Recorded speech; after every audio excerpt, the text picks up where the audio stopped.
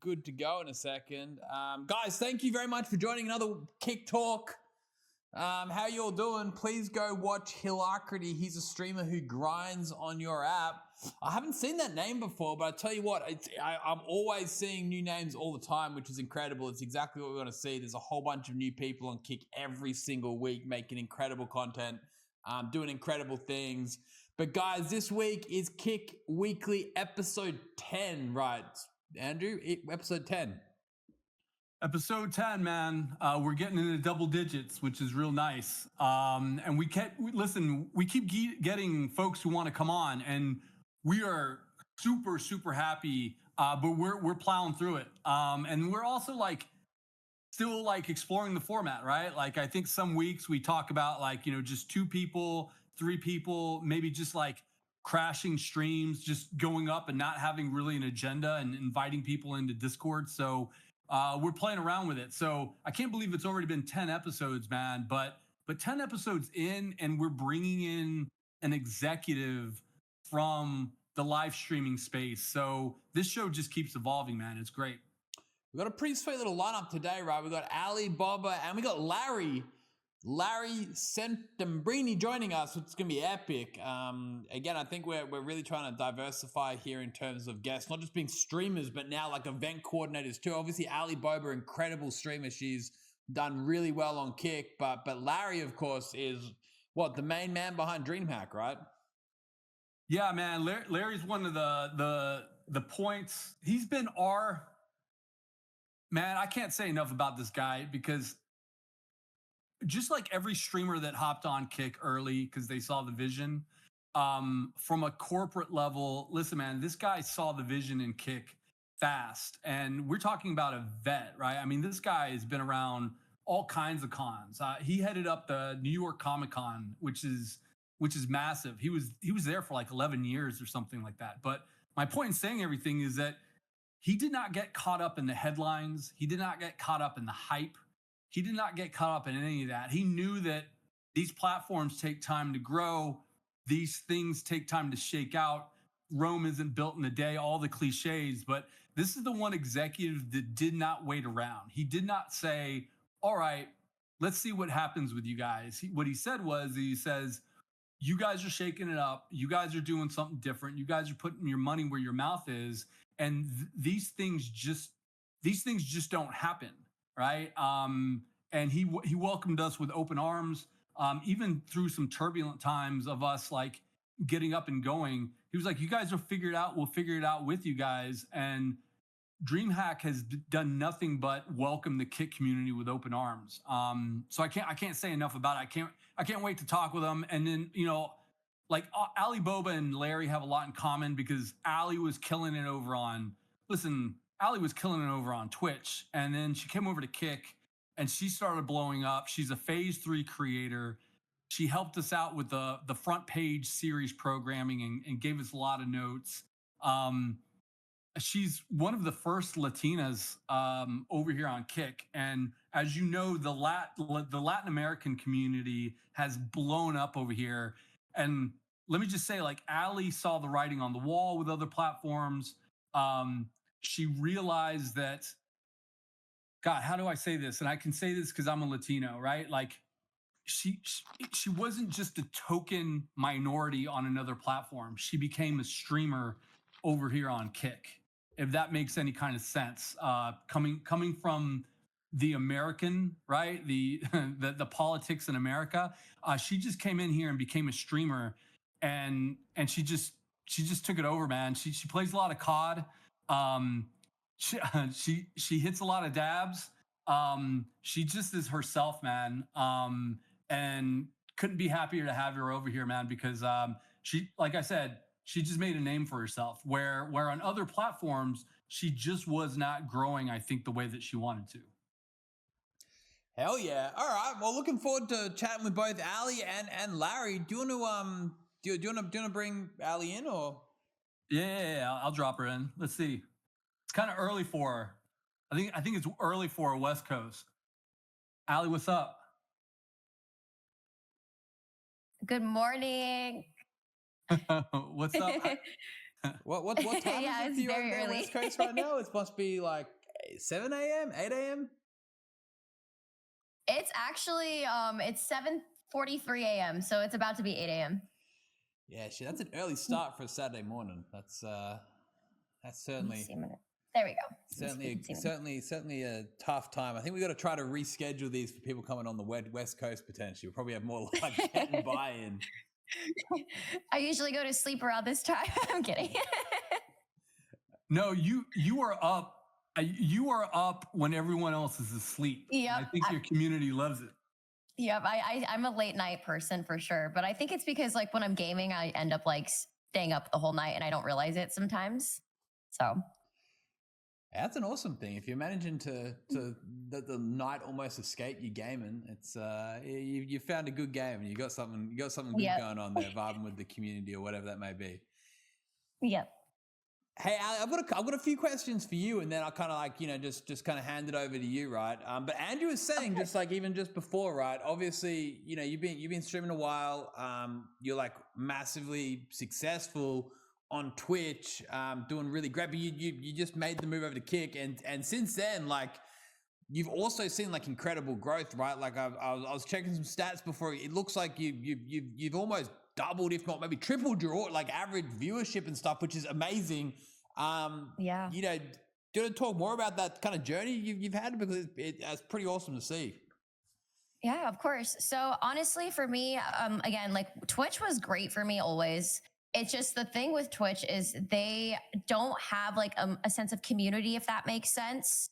So I feel like Kick having like, again, we have like Andrew here, we have like all the Kick staff that like checks in on us and makes sure like everything's like good on our end. You guys are really, really like active, I would say, when it comes to like helping creators out. And again, like obviously like being on the front page helped a lot, but I feel like a lot of people think like, oh, you're on the front page, like it's going to automatically get your growth in one day. That's not the case. I feel like for me, it was like, again, like I brought my community over. I sacrificed losing a lot of people, because some people were like at the beginning, they were like, I'm not really sure about Kick, but eventually a lot of people ended up coming over because they saw like the beauty in Kick and like, what it was doing again for creators. Like I considered myself a small creator. Sometimes I still do, you know what I mean? Like I still consider myself like, I'm like, but I realize like now I'm kind of like in the big leagues essentially. But for me, it was just like, it was just like a changing point of finally being recognized for like, again, like the community I had, and just like the, not necessarily, I don't want to say like talent, but I love to entertain people. I love to talk to people. And I feel like the community on here is like just a really amazing with like connecting people, other creators with each other. And I feel like that was like the biggest thing for me on here compared to Twitch. Awesome. Yeah, guess what? Really, like it's a bit more sort of homely, right? I guess when you've kind of got that sort of smaller community, especially at the times you're streaming. I know I'm online a lot of the time. When you're online, it's kind of like the late night Australian shift. I'll be dropping by, gifting subs, and you can certainly feel that sense of community, like especially in like certain categories. Everyone kind of loosely knows each other, knows who's around. It's got that it certainly has that sort of feeling to it, right? Which is awesome. It's awesome. And I tell you what, it's not changing even as the platform kind of grows a little bit and there's a few extra people popping up. It still certainly has that kind of that feeling to it. I think that's what drives live streaming, right? Community. That it's a big word. It's like it's a pretty loaded word when you think about what actually is community. And keeping that sort of at the core and center of any social media website, let alone live streaming, is like massively important. So super glad to hear that's that's how you kind of envision it, and hopefully we keep it that way for as long as we possibly can. I've got another question here. This one here, I believe there's maybe some potential contention around it. Okay. Did you bring Gator Kissman to Kick, or did Gator Kissman bring you? I actually brought him with me. So he was the one that told me, he was like, Ali, you need a stream on here. So he was kind of the one that was like, just trust me. But I'm going to be honest with you. I remember my first stream ever on Kick, and I loved it. I remember, I never looked back. I said it was my first night here.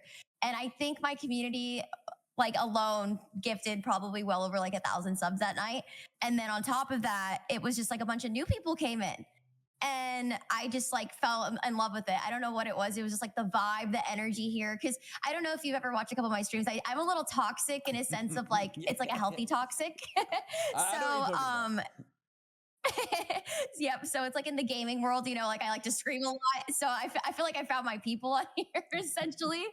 Cause I feel like on Twitch, people would be like, what's wrong with you? Are you okay? But here everyone's like, oh my God, you're crazy. I love it. Yeah, I like what'd you say? You said you found your people here. That's awesome. I love that. I know. That's what we want. That's what we I found my tribe. Hell yeah. But that actually leads me to the next question, because you kind of Mhm. you self-proclaim the most toxic Latina tag on Kick. Yeah. What Yep. is that? What, I guess that's been fully derived from kind of like how you go about playing Call of Duty and I how guess you. so. I guess it kind of just like one day it kind of just clicked. Everyone was like, "You really are crazy when you're gaming." And it's funny because like in real life and in general, I'm actually not that like angry. It's just for some reason, I get like the anger out of me.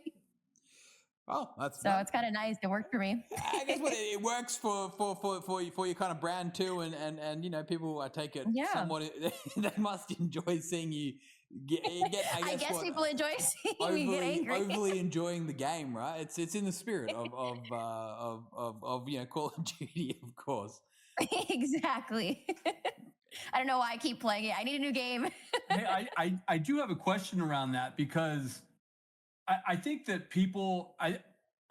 I think it's funny how people try to clip farm and Hmm.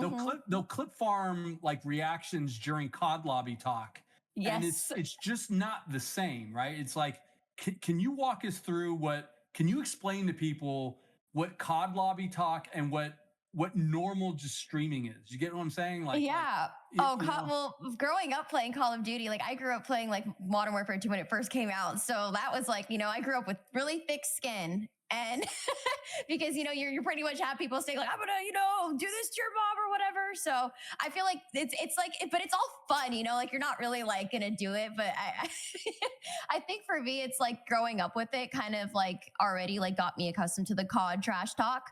But I would have never known if you would have told me like when I was 12 years old, hey, one day you're going to be making money off of this. I would have been like, what?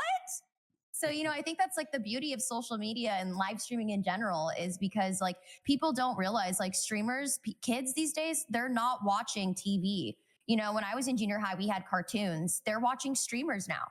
And I don't think people realize like streamers, like we're the future of entertainment. And I think it's huge right now that we're like essentially like building something now. And that's like something that me and Gator always talk about. It's like, see how you are right now. Imagine in 2 years from now,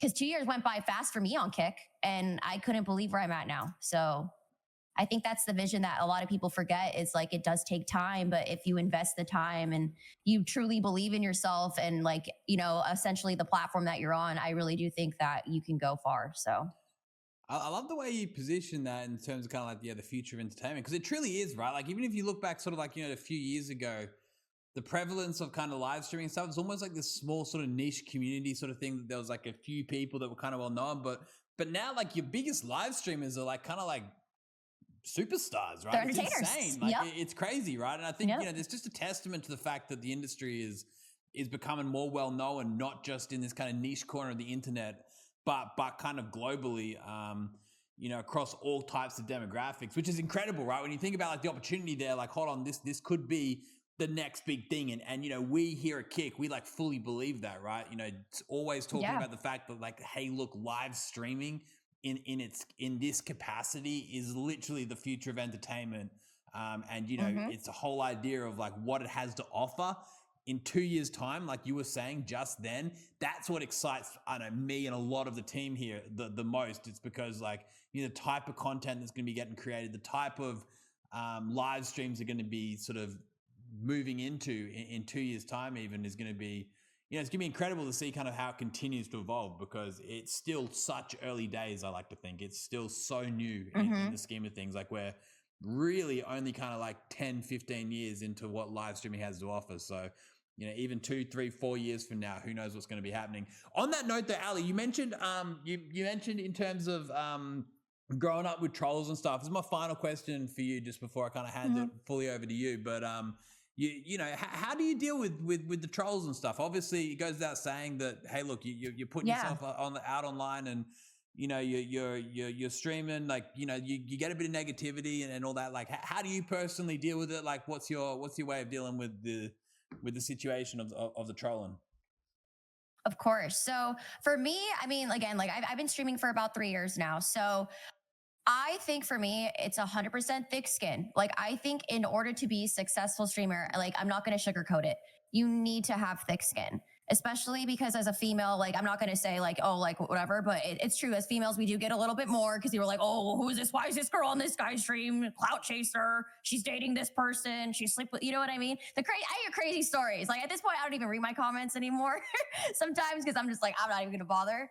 But I think again, it's like having thick skin, but also to like realizing, like, my mindset is like, okay, there's going to be, for every, like, let's say 90%, there's going to be that 10% that's going to be trolling. You know, it's a given. But for me, it's like I'm doing what I love doing. And a lot of trolling is like projecting, in my opinion. So people like kind of wish they were in your position. But to me, it's like, one, I feel like I don't really need to prove anything to anybody. Like, especially like when you're on the front page carousel, it's like, oh, why are you here? What are you here? Why do you deserve this spot? And like, frankly, I do think I deserve it. You know what I mean? Like, I've grinded, I busted my ass. I probably streamed every single day the first like 6 months I was on Kick. You know what I mean? So it's like you sacrifice a lot when you're streaming. You sacrifice family time. You sacrifice IRL interactions. But in my opinion, I think it's all worth it. And if you get trolled, you know, and I'm speaking to even smaller creators, if you get trolled, like, try your best to understand it's just like behind a screen, and to not just give up just because of trolls. Like, if I gave up because of trolls, I wouldn't have been here sitting here right now in front of you. You know what I'm saying? So I feel like the biggest thing is just like, it's all a mindset, and just to continue doing what you're doing. And my dad always said too, if you don't have haters, that means like you're not doing it right. So that's like kind of the mentality I have. I was going to say that I think naturally, with, you know, as fortunate it is, right? Like, with anything, you know, with success, or with any kind of like momentum in any kind of situation, you're going to have those people which come along and you know, add that layer of negativity. Maybe more so blown up with the live streaming space. It certainly is a bit of an issue, but again, that's why I think, you know, it's probably just a core component of what makes a great live streamer nowadays, is being able to kind of balance. I think it's funny sometimes. I'm not gonna lie. Like, some of the messages I'll read, I'm like, what? Like, where do you come up with this? You know? So I think it's like, again, it's your mindset. Once you kind of switch it, it kind of changes the game for you. I've always kind of agreed. I don't know. I think I've got to be careful when I've been streaming for a long time. I started doing the Kick Talks like 10 weeks ago when we started the first episode. Before that, I've been doing all these stake streams, right? And before that, I've always had this kind of, you know, idea of like, I'm never going to moderate my, like, I do moderate, but I never like muted any of like the haters or any of the people like coming at me with crazy comments. So I kind of found it useful in terms of, you know, how to kind of improve, whether it was like the product or the experience or even the live stream in general. Kind of guided me to know like, oh shit, I need to kind of maybe be a little bit more entertaining. I don't know. Again, I don't know if it was the best approach, because my chat quickly got known as being pretty toxic. But, you know, with that being said, like, I did find that some of the people trolling out there kind of helped me and pushed me in a direction where I'm like, oh, maybe this is the place to be, right? Again, it's no substitute of the fact that some of those people are pretty fucking messed up in the head. But, you know, I think there's always a good silver lining to this stuff, right? You can kind of find a way to kind of lean into like the constructive comments. criticism. Yeah, well, really constructive sometimes, but sort of destructive criticism. But yeah, exactly. Hey, Did they ever roast you about like, ever like, hey, like, why are you wearing that shirt or something like that? You ever get anything like, all the time. They think I've only got one shirt. I've actually got multiple of these shirts. I do. I've got a few of them. I love that. Hey, Ali, we're actually trying something a tiny little bit different today. We've got some subs to give out. Do you think you could choose one streamer from your following list right now that we can go gift 100 subs to real quickly? Yeah, I actually have somebody, and I think you know who I'm going to say. It was. So I had a friend, and again, it's one of my biggest supporters of my community. Again, I'm going to be honest with you. I would not be here today if it was not for him. because there, again, there's been nights where like, as a content creator, you have like your self-doubts, like, am I really like here in this space? And it's truly going to be, I'm going to say it's going to be Gator. Gator Kissman. Brought, Okay, I do yeah. that. he's not He live brought- right no, he now, brought- but let's shoot it through right He now. isn't live. He isn't. Yeah, no. But I would say though, he's great when it comes to bringing creators together. I've met a lot of cool people because of him. So Hey guys, if you want to have a chance to amazing. get a gifted sub here on Gator's channel, go to Gator's channel and just type a message in quickly so you have a chance to get one. It's going to come through. There you go. Andrew's coming in to collect that gifted sub. And go. You got to get in when you fit in, you know? There would be no boba without Gator. So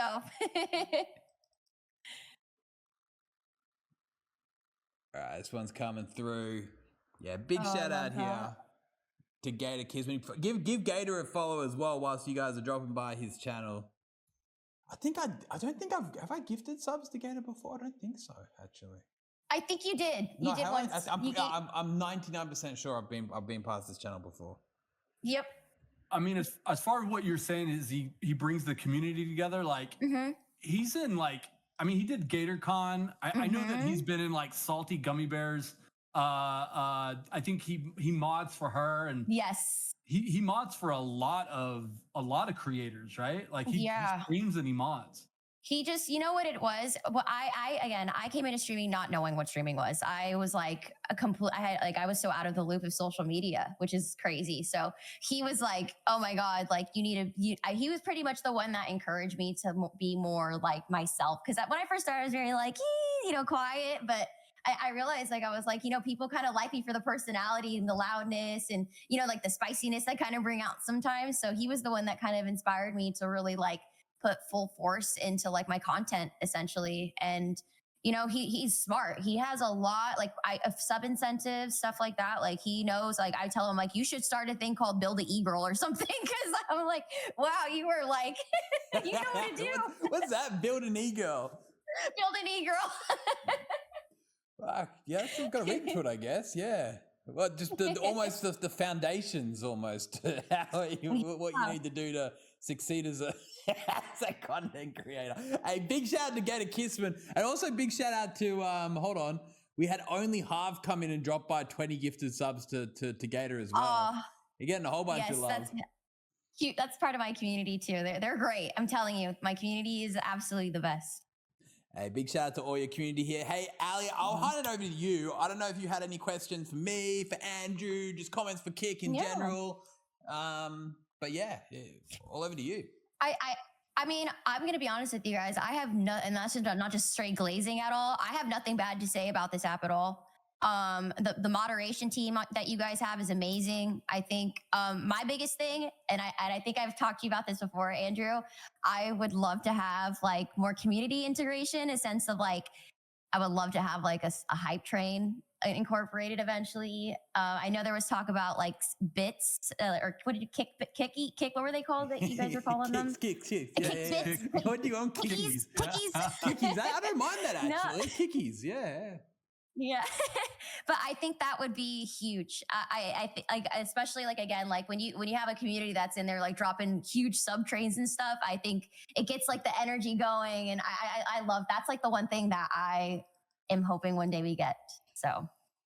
Well, the good news is that is 100% coming alongside a lot. I think, yeah, you touched on like kind of incentives, but like, so we kind of got like three main sort of KPIs that we're really pushing for here at Kick. One of them is watch longer, and watch longer entails basically anything that goes with kind of ensuring that the community has the tools. Sorry, the creators have the tools to make sure their community is engaging longer with their live streams. Whether that's channel points, whether that's kicks, whether that's going to be hype trains, whether that's going to be sub goals, whether it's going to be follower goals, all that kind of stuff, right? To make sure that we have all those correct integrations.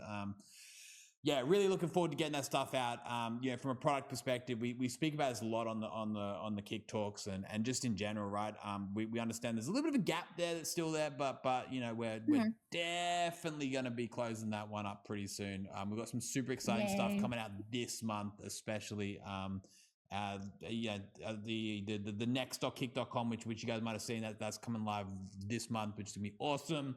set that foundation for a lot of these new updates that will be coming out. So yeah, all that you mentioned, 100% road mapped out, and we'll be getting that for you, and more importantly, I think, for your community. It's kind of touching on that watch longer concept, which you as a streamer, you need that to be able to make sure that the people watching you are engaging for a longer period of time as well. So he loud and clear on that, and promise you it's not far off.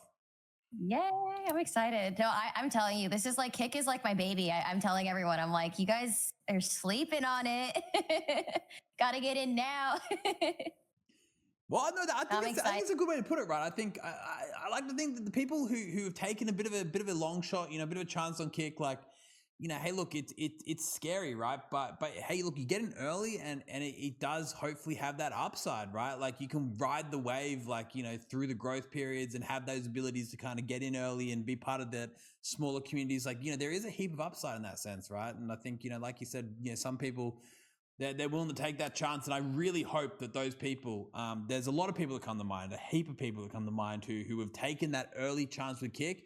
And as it continues to gain more and more momentum, I really hope that they end up on top, the people who make the switch very last, I like to think they'll hopefully, let's hypothetically, they'll end up being the ones who really miss that boat, right? But the people who make that switch early and believe in the, kind of what we're doing here, that they're going to hopefully reap the benefits, right? That's 100% the way we see it. But no. Yeah, and I'm glad that you had me on here too, because I feel like I'm a huge representative of, like you said, someone that took the chance and was essentially I was like, let's just do it, and I went full force on here, and I have zero regrets. I always say that all the time, especially I'll tweet sometimes, I'm just very grateful, essentially, that one, you guys believed in me, and two, that this is just a blessing. I get to essentially go to work every day doing something I love, and I love to inspire people. I'm hoping, like I said, most, when I was a little girl, I didn't really have somebody to look up to that wasn't immediately on the internet doing the easy route or anything like that. You know what I'm saying?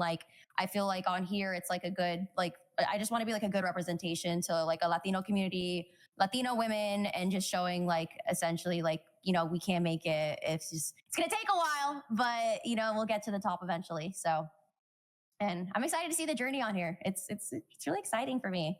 Hell yeah. Well, if you can keep inspiring more and more people to do what you're doing, that is we need that. That is one thing we certainly need. We need more people, to give it a crack and put in 100% effort, and follow in the footsteps of people like yourself, right? That's what truly, continues to breed that next kind of generation of streamers and subsequent viewers. And again, it kind of gets that flywheel spinning in terms of picking up momentum. So, having people who are, positive advocate, a positive sort of voice in the community representing the platform, that means so much to us, honestly. It really does. And obviously doesn't go unnoticed at all. There's, the people out there really batting for the platform and helping us out. On days when it feels like, oh shit, we're kind of in it's like a David versus Goliath situation. We're like, oh, it really helps more than you can imagine. So, thank you so much for that. It does mean a lot.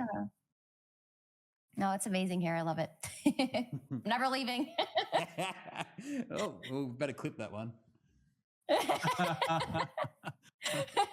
You're gonna see 2 months later, ALYB0BA leaves for Kick. I'm kidding. I'm kidding. I'm totally kidding. No, just to kind of add on to what you said, I think that combination of having faith in what Kick is doing and concentrating on your community is massive. I can just say internally, I remember when, I think we first came out of the gate and it was like, hey guys, this is a gambling site, and we had to prove people wrong. And hey guys, hey guys, you don't have the moderation tools, and we developed the moderation tools, right? Our moderation dashboard has come, light years, even 6 months from now, right? And it's easy to throw in the towel. It's easy to get down. It's easy to start pointing fingers and say, what about me? But I think what you nailed it on the head. You put your head down, you concentrate on your community, and Eddie is not here, or I am not here, or the 40, 50 people that are working on Kick are not here to just sit on our hands, right? The features are coming out, the stuff is coming out. And I think the word is trust, right? Thanks for trusting us, because we're not just here to like throw up a site and then say, all right, guys, good luck with everything. Just thanks for being there through thick and thin. And I think your attitude around it has been the folks who become successful just in live streaming in general. I think that's the attitude that they take. Yeah. Thank you. I appreciate that. I really do. It means a lot, because I do look up, Eddie, I look up to you a lot too, because like you look at you're as a just a businessman in general. Like that's my goal one day. I just want to be like a boss, you know. So I just appreciate you guys for even having me on here. It's huge. So. Oh, you are a boss of your own stream right now, right? Yeah, I always relate this back. Running a live stream is like, it's honestly like running a business. Like it's exactly like it is. Parallels. You know, the marketing idea, the operations side. Like you kind of go parallels left, right, and center. If there's any like prerequisite to like starting any kind of business, I reckon hell. Live streaming, you're kind of already ticking like, you know, a whole heap of the boxes. It's just kind of like a, you know, it's just the same game in a different sort of atmosphere. But Ali, it means a lot coming from you. Thank you so much for those kind words too. Yeah, you guys are killing it. I love it. I also too, I wanted to say, I feel like, because I for sure have been getting a lot of messages from people feeling like discouraged right now. Because like, you know, I also wanted to just say to anybody watching that's again like a smaller creator, right now is like technically slow season, and a lot of people don't realize that. People are going back to school, summer, last minute vacations, and I see a lot of people like getting discouraged and wanting to give up and trying to like, oh, I'll go back to this website. It's not the website. It's simply slow season right now. I feel like, again, I've been in streaming for about 3 years. It's usually around this period where it's like the lowest numbers of like sub support and everything. And I feel like around like the holidays, people start coming back in again. So I don't want anybody to feel discouraged right now, because I see a lot of people like kind of like giving up on themselves. And it's just kind of, again, with streaming, you have your bad months, you have your good months. Even I do. So I just wanted to kind of like let that out there too, because I know for sure I've been getting a lot of messages from people saying like, what's going on right now? I feel like numbers are low. I'm like, no, it's just slow season. So yeah, no, I don't want anybody to ever feel like they're not worth it. That's a really good point. I think just like anything, or a lot of business, like there is certainly faster months than others. You know, it's very much based around, you know, streaming is seasonal in many extents. You can you know, the numbers, the data is right there. You can see like kind of the average viewership across all platforms, you know, especially in the English speaking sort of market. You can see how it kind of, you know, goes peaks and troughs. So, you know, certainly streaming really is a numbers game, right? And when you're kind of sitting there just analyzing numbers and you're kind of seeing the numbers not exactly going in your favor, it's certainly demotivating. Like even me as a streamer weekly, like I'll sometimes be like, oh, my views kind of, you know, down 15%. I was like, what did I do wrong, you know? And then, you know, sure enough, you see it through, right? It's certainly, it's certainly, as long as you keep enjoying yourself, as long as you see it through, I think. That's what defines the you know, the people who have done so well in this space, the ones that kind of, you know, kept pushing on, right? So no, it means a lot. Don't look at the numbers, just look at the vibes. Don't look at the numbers, just look at the vibes. That should be like a quote on a wall or something. You know? A quote on a wall. Yeah. Don't look at the numbers, just look at the vibes. I might have to patent that actually. Wait, hold up. Yeah. Hold on a second. Well, it's a good point though. It's a good point. The numbers aren't always a reflection of a great stream, right? You know, the numbers, you know, obviously do indicate, hold on, it's an important indicator, but it certainly isn't the be and end all. You can sit there and have, I've seen a lot of streams with like tens of thousands, no, you know, thousands of viewers that have been pretty average. And I've seen some of the best streams with, you know, 10, 20, 30, 50 viewers. So yeah, I think there's much more to a story than the number of viewers. That's for sure. That's 100%. Yeah. I think just as a creator in general, and again, I'm like speaking to like creators here. It's like, I feel like a lot of people really like get down on themselves. Like, oh, like I don't have the numbers. But I really do like want, like, again, like just for mental health purposes, I truly just want people to get in their head. Numbers don't make you as a creator. Like, you know what I mean? It's really not. It's like, again, if you are clicking that live button and you're going in and giving yourself 100% of yourself, and you know, you have a good time, whether you have 3 people watching or 3,000 people. I know it's easier said than done, but again, I just want smaller creators to remember that like everyone starts somewhere, and to not ever let numbers just be a reflection of you. So Well, I'm pretty sure at least if one person watching this took that message to heart, then that's a pretty strong message to make. But I tell you what, I think it certainly helps a lot of people. It resonates with me, put it that way. So if it resonates with me, then I'm 100% sure that's resonating with a hell of a lot of people. So thank you for that, Ali. We're going to have to get that. We're going to have to try and beat you to that trademark. Just give me 10%, okay? All right. We're going to deal on that front. 10% sounds like all right. Thanks so much, Ali. Yeah, thank you guys. I really appreciate it. It was so much fun today. Awesome. Yeah. Thanks for waking up early. We do appreciate that. That 7 a.m. grind. I'll only wake up for you, Andrew. I got you. Yeah, thank you. Appreciate you. All right. Bye, Have guys. a great weekend, Ali. See ya. Bye. Yeah, you too. Later. Hey guys, make sure you show Ali some love. Give her a follow, ALYB0BA on kick.com. She's an absolute legend. Again, I think what she said there towards the end, it really is, it's a great point, right? I don't think it's discussed about enough almost in the streaming space. Like the numbers going up and down, like it is, as someone who's trying to, putting in 100% effort, it can, you can get in your head about it, right? You can definitely take, you can definitely overthink it. There's no doubt about that. And I think, what Ali mentioned in terms of seasonal and how like there's highs and lows of streaming, like right now is definitely the slowest time for live streaming. And again, the data will kind of show you this. So, when you're kind of thinking, oh, what am I doing wrong? Don't stress it too much, I think is the best way to look at it. But some really, really great advice from a really great streamer. Yeah, I mean, to your point, or to her point, I mean, this is Labor Day weekend in the States right now. College football is ramping up. This is probably the slowest time right now in streaming. It's still gorgeous out. People are out and about doing their thing.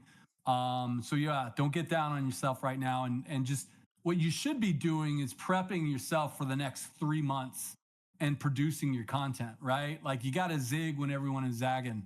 So instead of wasting time, like, obsessing over your numbers, like obsess over your content for sure. But hey, man, with that said, I'm going to bring in Larry, man. If that's cool with you. And man, I'll leave it with you to run the intro and move him down whenever you're ready. Yeah, 100%. Cool. Larry, I'm popping you in, man. We're coming in, man.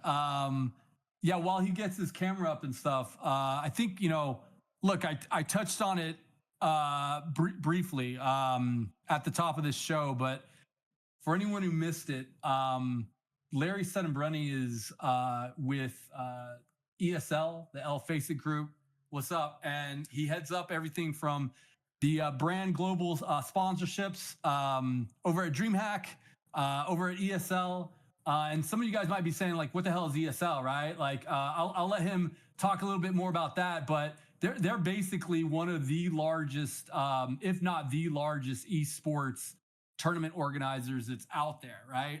They also have a property called DreamHack that was very, very intriguing to us. DreamHack is, what I love about DreamHack is it's platform agnostic. If you are a creator and you love streaming, it doesn't matter if you're on TikTok or Twitch or Facebook or, or anything like that. Like, if you just love gaming culture in general, like DreamHack's amazing. And I think a lot of the things that DreamHack does vibes a lot with what Kick was doing and is still doing very, very early on. But one fundamental difference in terms of doing business out here is that it's hard to train people who know how to read tea leaves. And Larry does it very, very well, meaning that Larry, very early on in Kick's inception, did not start looking at headlines. What he started doing was he started looking at the people who were running the business as human beings, and as people who were just good people who were just genuinely seeing what live streaming can do. At no point did I ever get the mixer response from Larry, which is, let's see how you guys do after 2 years, right? And then we'll talk, right? The response I got was, holy shit, 95.5. The response I got was, holy shit, you're putting your money where your mouth is. Hey, you aren't some, 18-year-old degenerate who is listening to My Chemical Romance in his mom's basement. I'm like, no, I'm a dude. Eddie's a dude. Bijan's a dude. You know, so I feel like I'm gassing him up too much. But what I want to say is like that kind of foresight is what led us to a partnership with DreamHack, allowed the Kick community to come together IRL. This guy's been through ups and downs with us. I think he helped us form an IRL policy along with Unmute GG after the Melbourne DreamHack that carried over into the Dallas. So my point is that every step of the way, his team has looked out for Kick as a complete equal in the market, and never has our reputation been put into question. It's always been he sees the light at the end of the tunnel and he understands, Eddie, where you're taking this whole thing. So I just want to preface that because I think for me, these kind of meetings is too far and few in between within the market. Like so many companies are doing business with each other, but they don't really all come together and just talk frankly, unless it's in some panel at some business conference tucked away in Las Vegas. So I just want to thank Larry for coming on here and just let the community know how much he means to us here at Kick. And then with that, I'm going to step away and kick it over to Larry, man.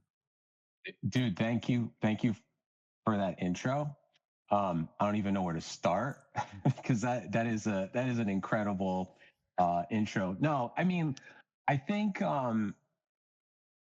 look, where this whole thing started with our conversations and what got me excited and kind of kept me at the table when we started talking, Andrew, was like, you guys didn't come at this. Our conversations didn't start as you were looking to start a business and start another live streaming platform. We didn't talk business. We talked about the community and we talked about creators and we talked about enabling, the creator and the content community and how you guys are building Kick and the reasons why you're creating Kick is to enable, right? And that resonated with me because that's kind of been the mantra of my whole career being in this space is a very fan first, a very audience first mentality, right? If it's it's the old if you build it they will come, and it's building it, it's listening to the community. And we talked a lot, man. We talked for I don't know, a year before we said like, all right, it's time, let's do this. And your passion for what you guys are building and the passion that you told me about how you guys were sitting around with Eddie and the rest of the crew planning this thing and giving me the look behind the curtain, gave me the the comfort to know that these guys are legit. These guys are doing it for the right reasons. We've got an interesting opportunity here. And I think that's what, really drove us to where we are today. Right. DreamHack, for those of you that are not familiar with DreamHack, I come from the convention trade show space, been in the space, been in the event space for a long time. And, I've been over here at ESL Face It Group for, I think I'm going on almost 3 years now. And DreamHack was founded out in Sweden 20 some odd years ago as a LAN party, killer concerts and just partying and playing on a LAN for 3 or 4 days, right? And so, years ago, before I joined the company, they brought it over here to the States and got it going and was generally pretty successful. But a couple years ago, Craig and Mark and a few people from the group here were like, all right, it's time to really amp this thing up. What are we going to do with it? And I've known those guys for years, and we sat around and started talking a bunch about it. And what we came up with, and the way I like to explain DreamHack, and we're like the anti-convention, we're the anti-trade show, we're a festival format, and that's no knock on any other events out there. I think there's a place for every event that's out there right now, but our position, the reason why we do this is to create an experience for the community, right? We don't want to be the event that you walk into and you walk into a sea of trade show booths. That's not our thing. Our thing is you walk in and you got a plethora of experiences. You can come, you can meet your favorite creators, you can stream, you can go over to LAN and play new games. There's countless festival vibes at DreamHack. And that's what we're all about. And I think we've begun to carve out a really interesting place for ourselves in the market alongside, our friends, other events in the space. And getting back to where you guys came around was, you guys, when we started talking, it wasn't like, I want to do a booth at DreamHack and try to bring more creators into Kick. It was, you guys are doing something really special. We're doing something really special. Let's put our heads together and build. And, when you look at Kick at DreamHack, the Kick theme is weaved throughout DreamHack. You guys are in a bunch of different areas, influencing, enabling, partnering with us, throughout the show. So anyway, bit of a long-winded,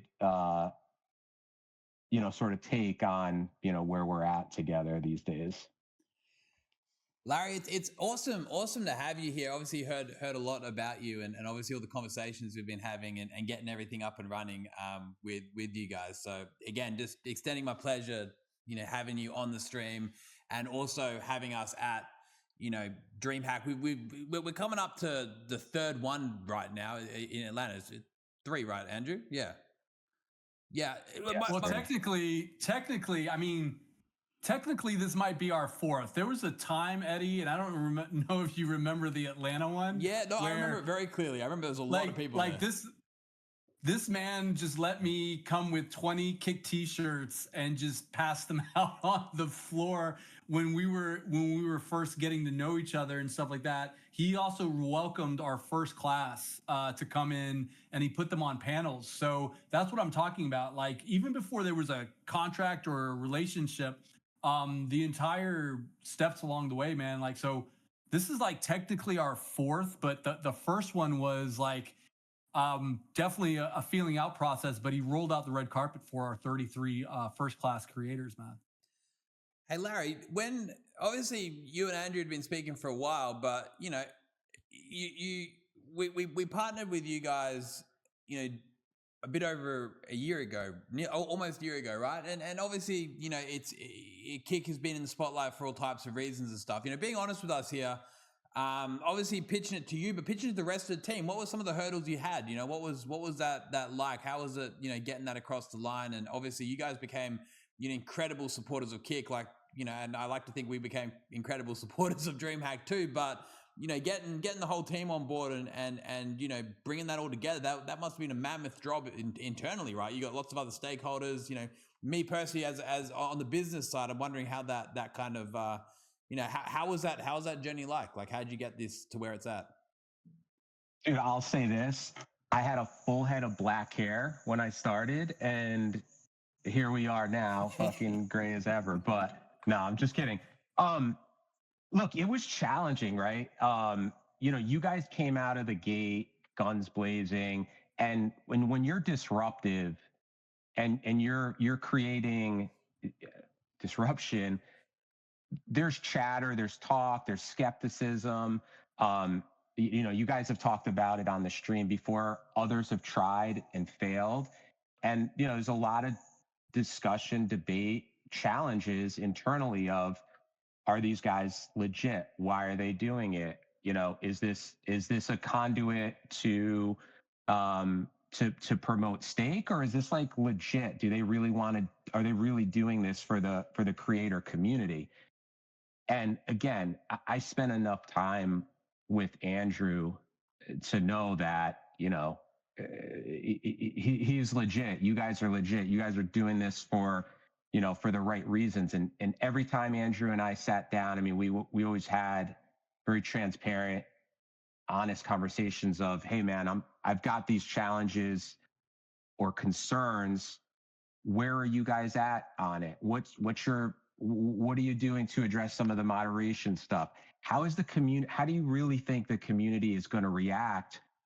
When we're in an IRL format and you guys are at DreamHack, and again, there was a lot of debate and discussion, but every step of the way, Andrew and the rest of the Kick team genuinely said all the right things. And then we saw immediately after action being taken. And so, that gave me the I guess leverage, for lack of a better term, internally to continue being, an advocate for Kick and bringing it to life. And one of the things that I think has made ESL Face It Group so successful and DreamHack successful is that, you got to take chances. It's the old innovate or die, right? And just felt good. It felt good. It felt right. And,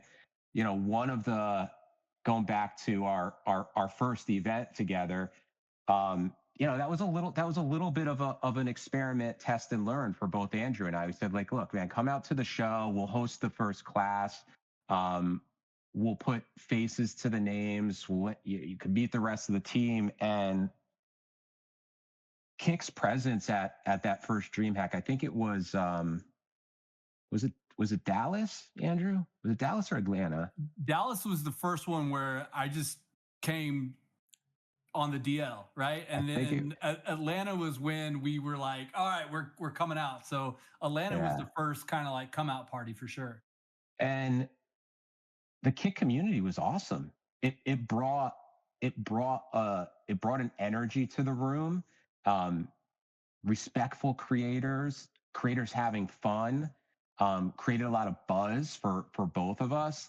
And, I think we both walked out of there with a proper case study, for lack of a better term, and said, let's do this. Let's figure out how to amp this up. Let's figure out how to do what we did there better and do more of that and less of the other stuff that didn't feel right. And here we are now, three events into the partnership together. No, well, thank you so much for obviously, getting that across the line. And I think you mentioned that, right? This industry and a lot of what stems from the success of it is taking risks, right? And being open to change and innovating. And, the easiest decision sometimes is just to sit back and take none at all. But, you're sure as hell not going to, be able to progress too quickly. And I think this is just, obviously such a great example of something which has worked out well and truly beyond even my kind of initial expectations. I've only attended the Australian one, but I know the success of what we've done with you guys so far has been, it's been great to hear about. It's been great to see a lot of what's been going on. I think, going forward, in Atlanta coming up and beyond, right? It's going to be, super exciting to see how we can continue this partnership and continue to turn this into, an event that we're proud to be associated with, and you guys, continue to be proud to welcome us with open arms. It's almost become like the de facto KickCon almost for us, right?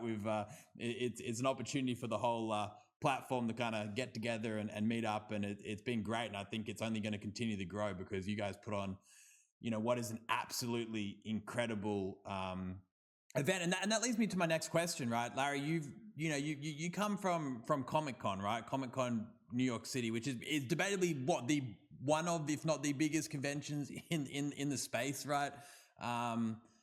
You touched on this a little bit, but DreamHack, I'm assuming you've taken a lot of learnings from that and kind of molding it in a way which I'm assuming is you're trying to make it better and better and better than even say the Comic Cons of the world. How are you guys doing conventions differently? I know you touched on this a little bit before, but just giving you the spotlight in that sense. Like you talked about how it's, more of a festival sort of vibe and how you're setting it up. But, it is certainly special, and it's only special because there's so many points of differentiation. If you wanted to maybe touch on that a bit.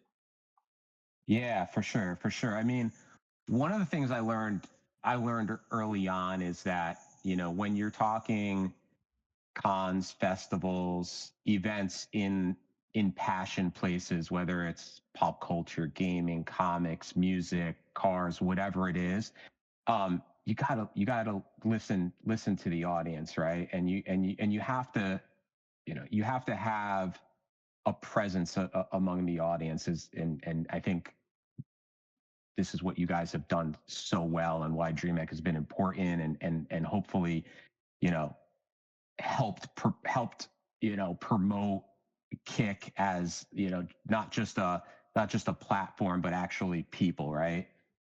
When I got a kind of a funny story about where New York Comic Con started. So, you know, I'm dating myself a little bit, but back in the early 2000s, there was only one player in the space. There was San Diego Comic Con, the epic pop culture event in the space, and um, it was just around the time when film was starting to pick up some of the pop culture stuff, and San Diego Comic Con was becoming more of a household name. It had previously been just kind of this comic book, big comic book, but just kind of a comic book convention that happened out in the West Coast that, the diehards knew about. Now it was becoming more commonly of a household name. So there was a group of us in New York that said, "Man, why isn't there anything cool on the East Coast? The East Coast deserves, an IRL environment for pop culture fanatics." And so fast forward, put a whole plan together. We knew the community. We knew what we needed to do. We went out. We put our passion out there. We brought in all of the right partners, the Marvels, the DCs of the world, and we built this incredible blueprint for an event, New York Comic Con. Put it in the Javits Center, in the heart of Manhattan. Promoted the hell out of it. We had never run an event of that scale before on the consumer side. We've done some B2B stuff, which is, a lot more, let's call it, controlled. And fast forward to the weekend of the show. Friday morning, we wake up mad early in the morning, and it's the security at Javits Center, and they're like, "Hey, um, there's people here. There's a lot of people here, and they're trying to get into the building, and we're still in bed. It's like 4 a.m. in the morning. We're like, what are people doing here this early in the morning for a show, right?" So we bolt down there. We get there, and dude, there's lines. There's people everywhere. We had no idea that we were going to have such a crowd of people showing up. We had no queue lines. I mean, we were just completely unprepared for it. The show it went so well. It was packed. All of the vendors were happy. Everything inside the show was great, but it was great for the people who got inside. The people who couldn't get inside were furious. We got emails, we got phone calls. I mean, there were probably even some death threats. I don't know, but it was like not a cool scenario, right? And so um there's two ways to tackle that. There's, put your head in the sand, or there's take it on the chin and go back to the community, explain what happened to the community. And we went back in the office Monday morning, and we responded to every email. We returned phone calls. We gave people free tickets to the next one. We shipped gifts out to fans. I mean, we just blitzed the community with a really heartfelt and sincere apology. And you know what? 99% of the community said, "All right, we get it. You guys are trying to do something for us. You acknowledge that you messed up, and you're trying to do right by us. You gave us refunds, or giving us free tickets to next year, whatever." And that was just from there on out, New York Comic Con was just on an incredible journey to now what is, arguably one of the biggest pop culture events in the country. And my point of this is, it's these things, whether it's running a festival, a convention, running a platform, is listening to the fans, man, being there for the community, being fans, being fan forward, and just trying to give the community the absolute best experience that you possibly can. And if you use that as the North Star, there's going to be bumps in the road. It happens. But if you're able to react, able to continue growing, give people cool experiences, enable them. It's not easy, but it lines you up for success. I'll tell you what, I absolutely love that. I think the whole idea of just being completely customer first, sort of consumer consumed in that sense, like, I see it myself, right? Even just whether it's on social media or here in Australia when you guys come out, right? People who go to DreamHack, they have like this connection with the event itself. It's not just like it's a convention. It's like it's an actual sort of relationship with the entity, with the event, the convention that you put on. And I think that obviously is stemming from the fact that you have these close relationships, whether it's with large creators or just people who big players in the game, or smaller ones as well, right? It doesn't just stop at, hey, look, we're going to focus on a small subset of businesses or a small subset of individuals. It looks like that you've got relationships with a whole entire diverse amount of almost everyone who walks through those doors, right?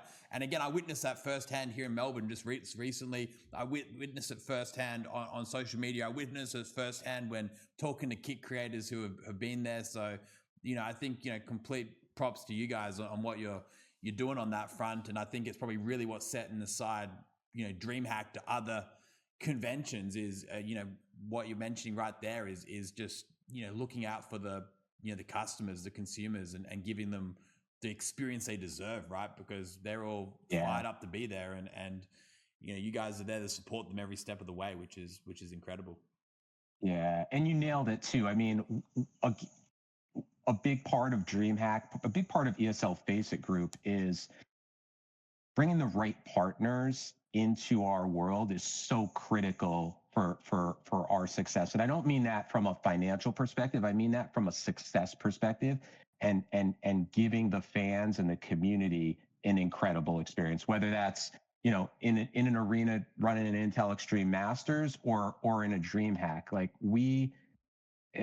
every partner that comes into our ecosystem is brought in with thought, right? It's curated. Like, we want to make sure that we're not just kind of the old school trade show mentality of filling up squares and just selling booths to whoever. That's not what it is. It's, what are you bringing as a partner to the experience that elevates the scene? Those are the partners that we want to be, in business with. Those are the partners that we want to bring to the community. And hopefully that comes through when you see yourself at a DreamHack or any other event that we're doing, is that there's there's a rhyme and or reason for everything that we're doing at these things, So I can't wait to party with the Lego guys. Yeah, absolutely. Lego, Eddie, Lego's headlining with us in Atlanta, and when I saw that Lego logo up there, I was like, oh hell yeah! What are they?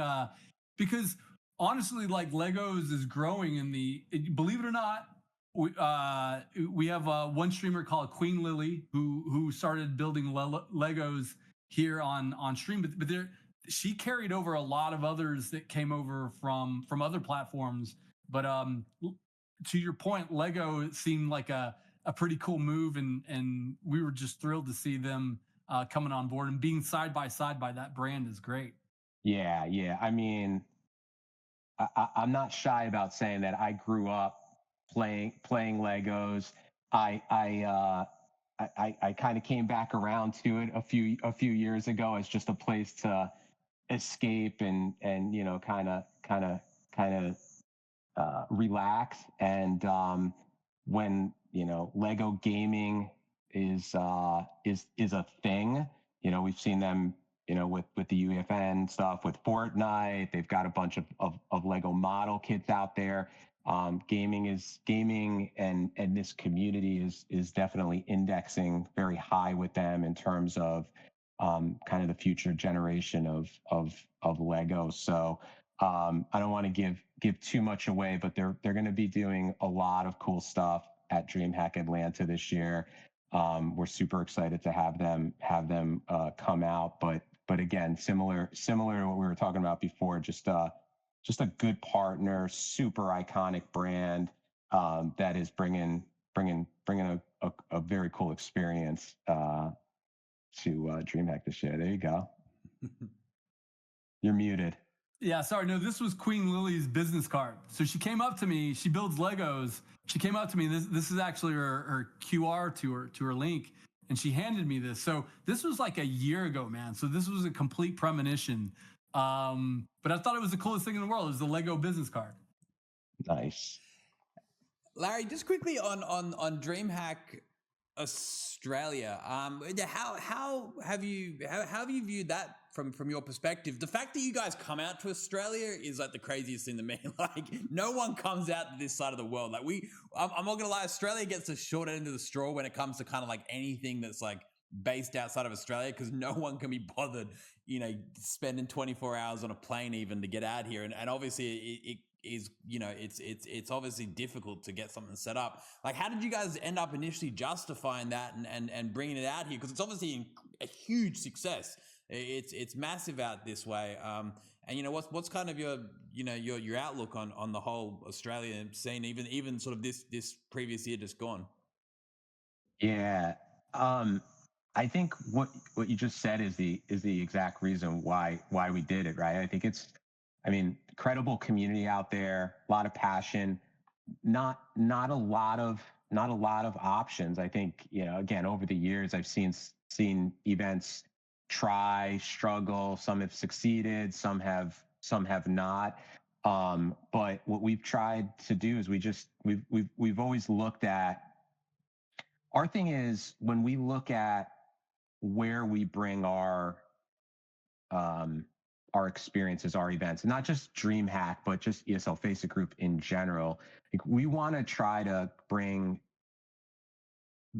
and provide opportunities for communities all over the world. So even if you look at some of our esports, like, we're in some areas of the world where you might not think of going if you were, a business person looking at stuff. You're like, all right, I'm going to go to New York, I'm going to go to London, I'm going to go to LA, and maybe one other region, and that's it. But like, I think we're maybe in one of those cities, right? So we're trying to do stuff in cities that are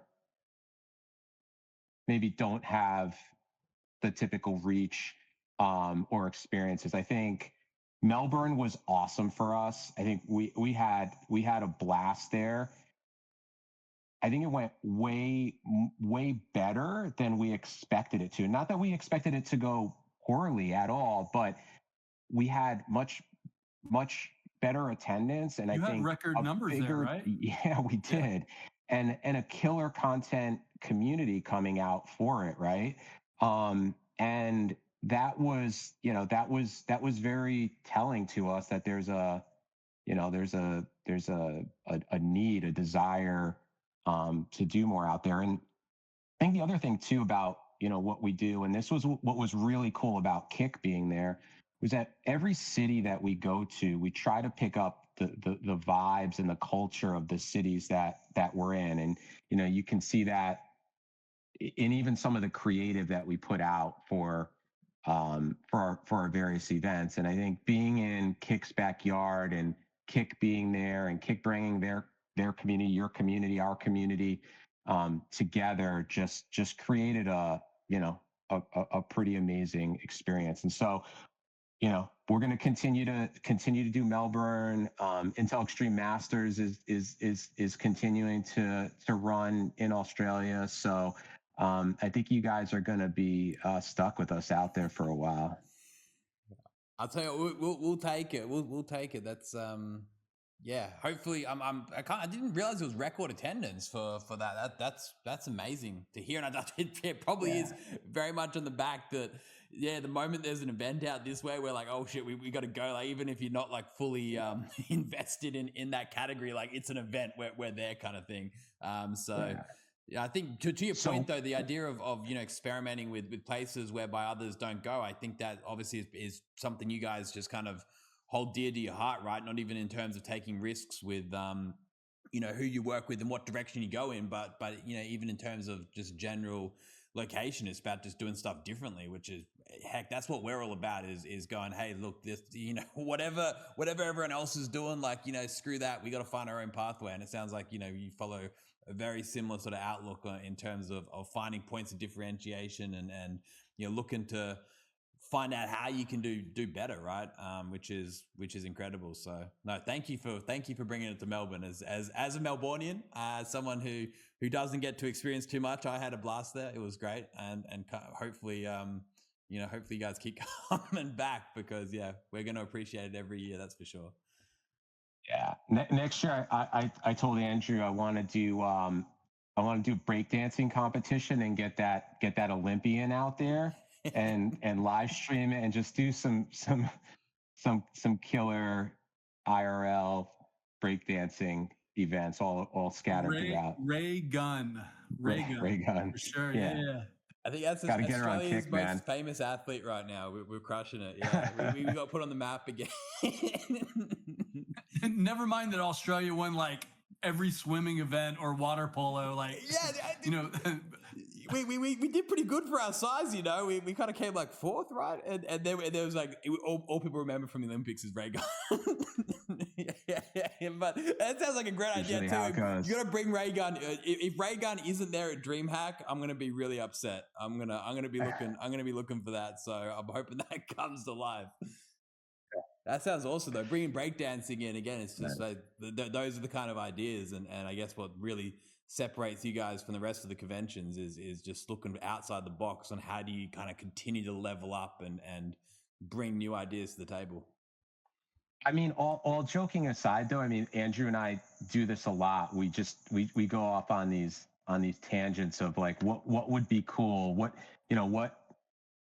talent do you guys have that's indexing high on Kick? All right, how do we bring that to life in an IRL format or at an event, things like that? And we have those same conversations internally just amongst DreamHack of what's new, what's exciting, what do we want to experiment with, what do we want to try, and I think that's what keeps pushing us all forward, and that's what gets me out of bed. I don't want to do the same thing every day. I want to keep trying new things, experimenting, pushing the limits wherever we can. On that note, Larry, the last question I kind of had was just in terms of like DreamHack and ESL Face It in general, right? Like what is kind of the next evolution from here? Like you guys have tremendous amount of resource at your disposal and so much opportunity. Like I assume this is whether it's conversations with Andrew or internally, you guys must have some amazing ideas out there. Is there anything you can kind of allude to that's coming? Just whether that's DreamHack or the broader group, because you guys do obviously a lot more than just DreamHack as well, right? Yeah. Good question. I think we're so ESL, DreamHack, and Face It as one company is still relatively young in terms of bringing the three companies together. I think we've been together as one company for maybe 2 years, and independently, each one of those businesses, each one of those entities is super interesting, super successful, but the strategy, which you'll see start to come to life, it's begun already, but it's going to be an evolution over the next couple of years, is bringing those communities together, and you're seeing an Intel Extreme Masters at a DreamHack. You're seeing Face It tournaments and events taking place at a dream hack. You may see dream hacks popping up with an IM. So it's all, well underway, but the idea is to really, continue developing and evolving and creating cool experiences for the games community, for the esports community, and be an enabler for um, anyone that wants to be at this space, whether you're, from a competitive perspective, whether you're an amateur and you want to kind of learn or make your way up and go through the challengers ranks and, join the pro ranks at some point and, be on the big stage, or, if you're interested or you've got a desire to be a content creator and you haven't even started yet, you're just trying to figure it out because you're interested in it, you can come and you can talk to someone like Andrew and the rest of the creator community and figure out if it's something that you want to do, and then find your way up to your whatever career path that you might have. And so I think sort of a very it's kind of a broad answer, but you're going to continue to see the company evolve, the company to bring things together. I think you're even seeing the esports World Cup just wrapped up about a week ago, which we were we ran that event for the foundation for the kingdom. I think we use DreamHack, we're using other elements of our properties to create feeders and create and use as qualifiers that fed into the esports World Cup. So long-winded way of saying, really, we're moving the puzzle pieces around right now, and they're starting to click, and we've got a playbook. It's a pretty awesome playbook, and I think you'll start to see when we get into kind of the next season and more stuff start to pop, partnering with more groups like yourself. There's an interesting future for the stuff that we're working on. I think things have never been better. And yeah, I'm just excited about the future.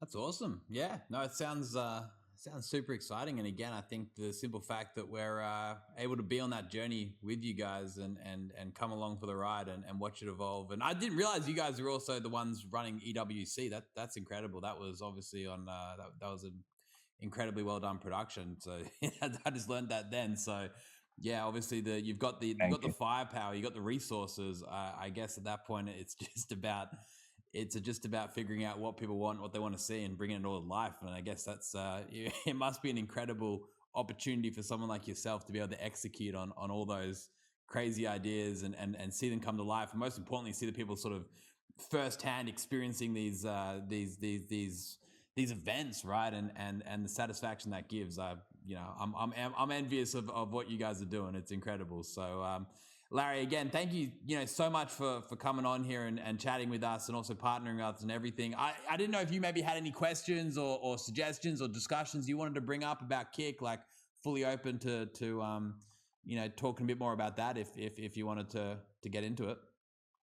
No, I mean, the only kind of broad question I guess I have for you, Eddie, is just where, how you envision Kick continuing to kind of leverage an event like DreamHack. What do you see these events doing for you guys, for Kick, but also the community? I'm just kind of, I want to leave it open ended, but yeah, kind of curious on your take on this space.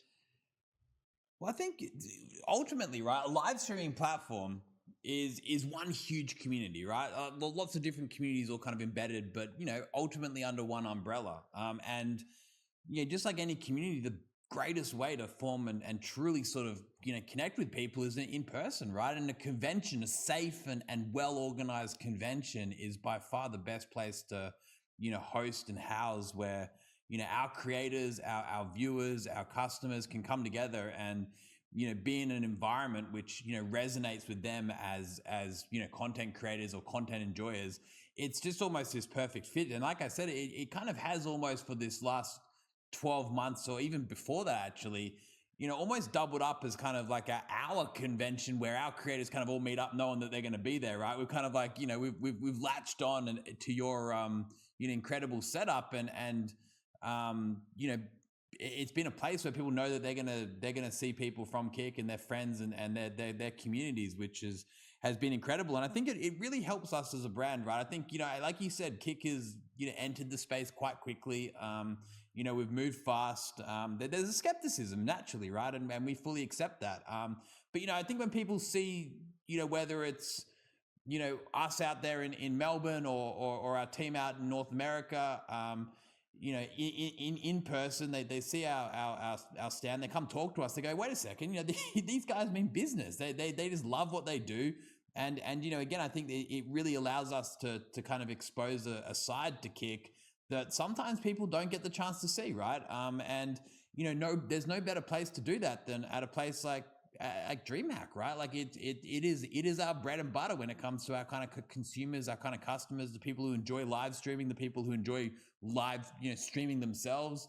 So, I just think the synergies in terms of what you guys are doing and what we're looking to achieve and what it has to build off is just incredible. And most importantly, it's just such a well-developed, well-organized convention. It's professional, it's safe, and it's just a great place for us to fully get behind and use as almost that kind of community center for everyone to come together and not only represent the platform, but just hang out and relax and have a really great time. And I feel like after every weekend, the spirits are high within our little community. Everyone comes out of those weekends feeling a bit better, and it's that's just a great thing. So that's how we see DreamHack at the moment, and the relationship we have with you guys. And I only just think it's going to get stronger and stronger. I think Atlanta's going to be, from what I understand, hopefully bigger and better than ever. And I think we're just going to keep building up on that same idea. And again, I think it's a great situation where we all kind of walk away with, like you said before, you're looking for partners who not only kind of just rock up to be able to gain new customers or new consumers, but add to that environment as well. And I'd like to think that we're playing our part in that front too. And I think again, that's what makes the difference between a good partnership and a really great partnership. So yeah, that's kind of where I at least position DreamHack. What the way Andrew would see it is probably a little bit different, maybe, I'm not sure, but speaking from my behalf, I think it's just such a healthy and fun way for our community just to get together and just have an incredible weekend. Awesome. Thank you. Thank you for that. I mean, that appreciate that.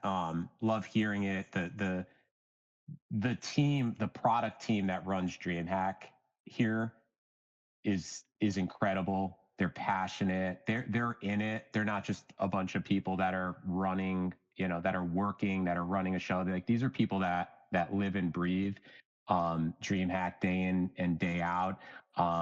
And they work their asses off. So, hearing that come from a partner like Kick is super meaningful. So I'm going to clip that and make sure that if they're not watching now, which I think they probably all are, we're going to make sure that they see it. So we're very happy to have you guys as partners and to have you guys as, friends and collaborators in this space.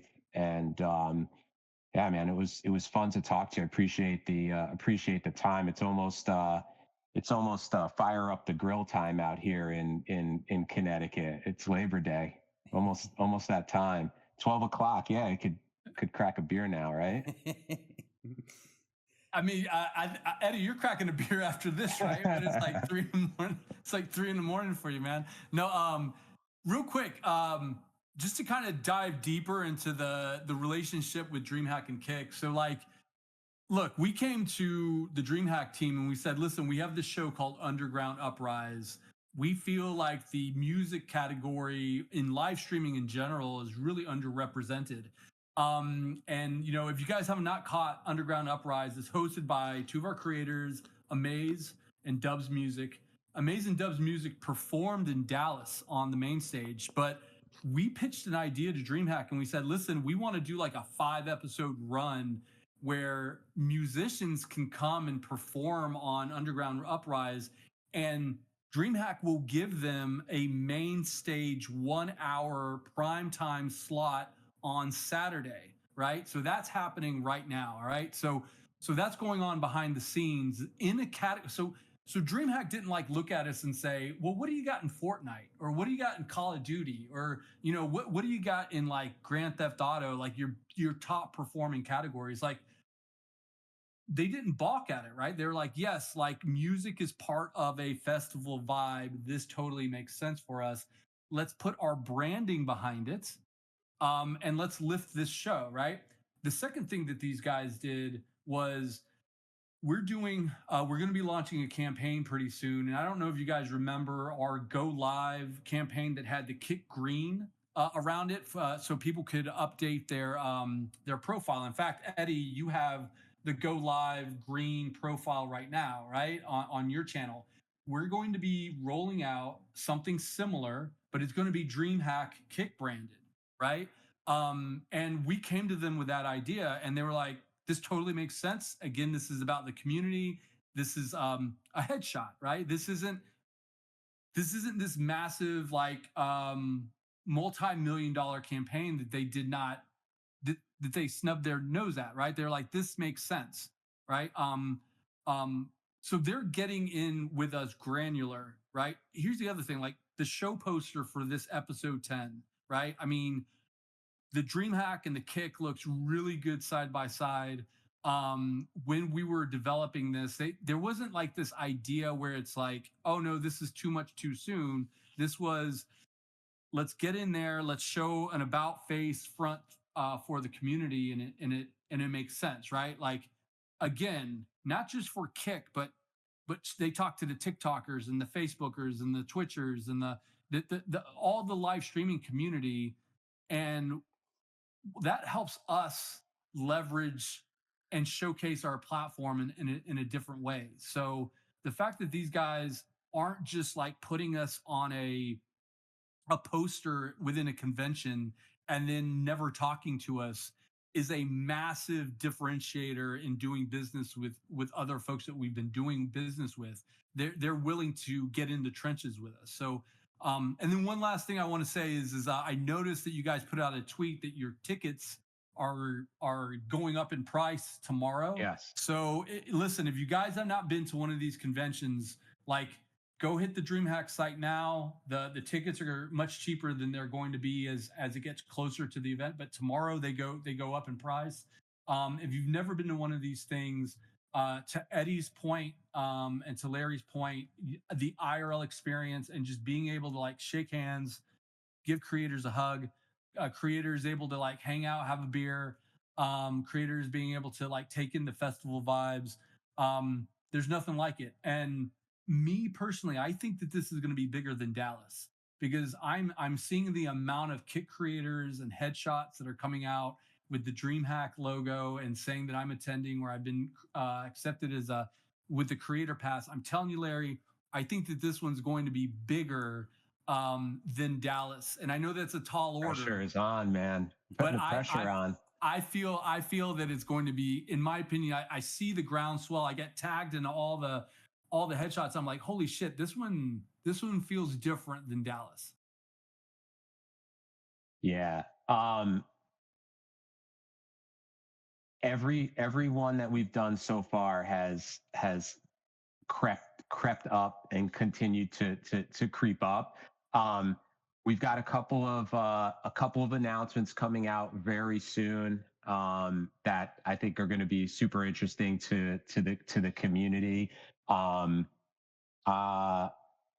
think there's a good chance of Atlanta could. Dallas was pretty amazing, but there's a good chance that Atlanta could tip the scales, to kind of close out the year, at least here in North America. We're still doing Stockholm together. We've got that's gonna close out the DreamHack year, which is going to be exciting. That's in November. That's going to be a monster event too, where it's the first time. Not the first time, but DreamHack going back to Stockholm. We haven't been in Stockholm in many years. and that one's getting a lot of attention. So yeah, we've got two more big ones in the queue together, and I'm super excited about it.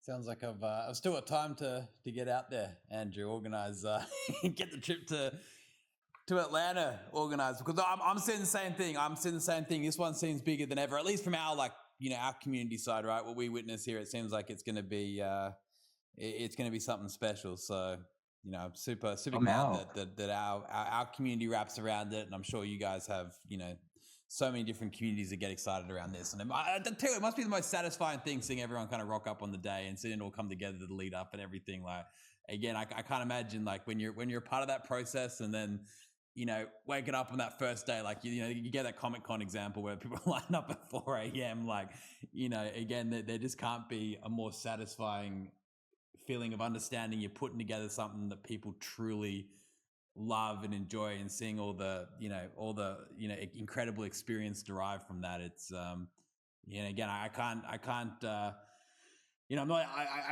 admire enough what you guys are kind of doing in the space, and how you're continuing to make such a positive impact on so many different individuals. It's just really awesome.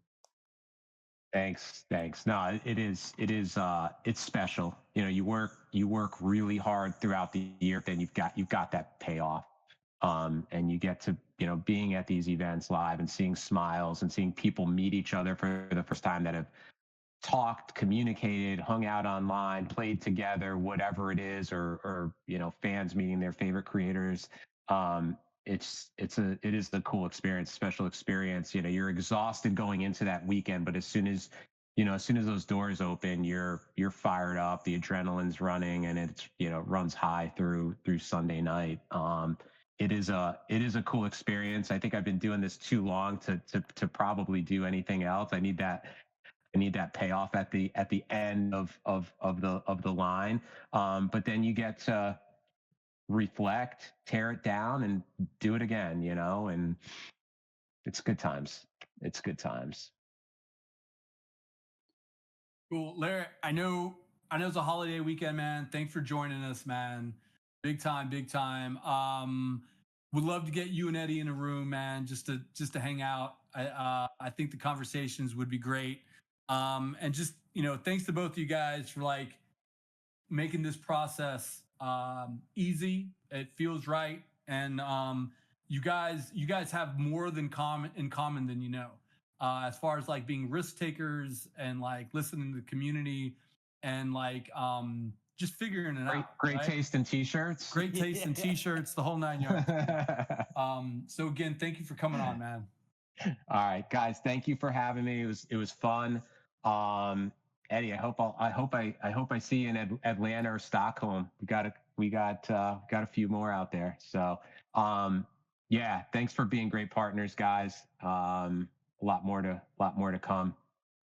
Hey, Larry, absolute pleasure to finally get to have a conversation with you, and looking forward to seeing you, whether it's in Atlanta or Stockholm or Melbourne. Definitely looking forward to getting to speak more. So no, thank you so much for coming on this Kick Talk and being able to chat with us, and look forward to continuing the work really closely alongside you guys. Thank you so much. Thanks, guys. Talk soon. See you, Larry. See you, Larry. Awesome. That's it hits different coming direct from Larry, the way he kind of explains the vision behind DreamHack and what they're doing. It's it truly is special. They're really like I've over these last sort of 18 months, like being sort of closer to the front lines and seeing kind of what the DreamHack and ESL Face It group is doing in terms of events. They're onto something special, right? Like it really is.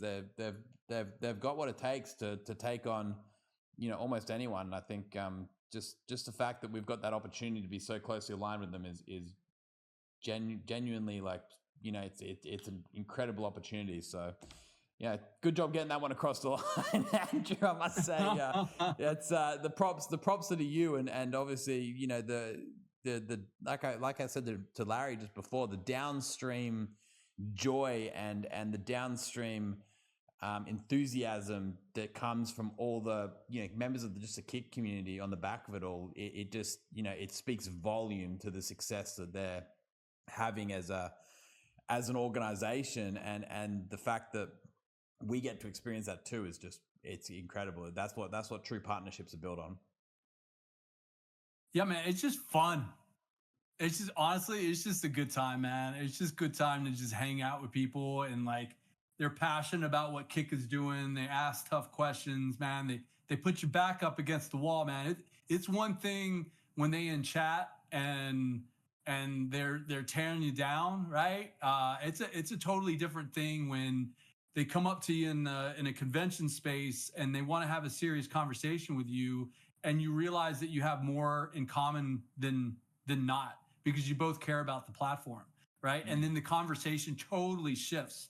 The conversation goes from, why isn't this happening, to how can I help, right? The conversation goes from, why am I not being noticed, to how can I do my part to pull my weight in the community, right? So like, it's great. It's a great time. Like I think another great signal was they opened up the EWC thread for us. So like the Esports World Cup, they opened it up so that kick streamers could simulcast it, right? So instead of beating us down with DMCA strikes, they opened it up and they said, hey, we're seeing a lot of traffic come out of this sector of kick, and we want to continue doing business with you. So it's great signs all around. Yeah.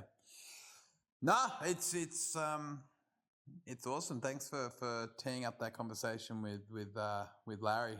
Andrew, it was an absolute pleasure. I'm just looking in the chat quickly if there's any decent questions coming from our friends in the chat. Thank you for the front page program. We're grinding hard.